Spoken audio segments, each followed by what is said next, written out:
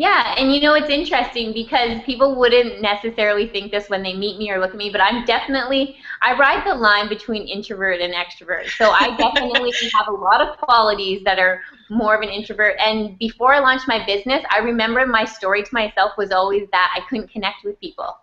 And Really? Oh, that's yeah, surprising. and Okay.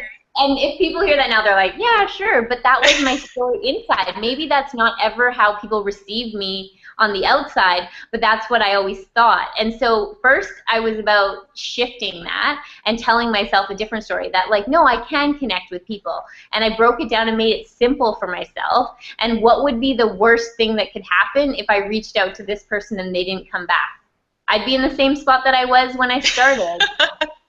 And that was really, it was things like that. And the other thing too, I think, is that I think networking becomes intimidating when I think about the idea of walking into a room with a whole bunch of people you don't know. But what if you just set a goal to make one really great connection? What if it wasn't about having to know or meet all of those people, or it wasn't about how many people you could tell about your business? Because I think some of the older school networking, that's what I feel it was. It was like about this business card thing or about really like telling people what you did. But what if you just went in with the intention to be curious and learn something about someone else? And the truth is, people love to talk about themselves. So if you become a good listener and you become curious, that actually is the greatest skill you can have in building relationships and in networking, because that's where the magic of life happens. Once you become curious and you learn more about them, then you can authentically discover if there's a way that you can serve that person and really help them. And it doesn't even need to be related to your business. How can you authentically serve that person? And so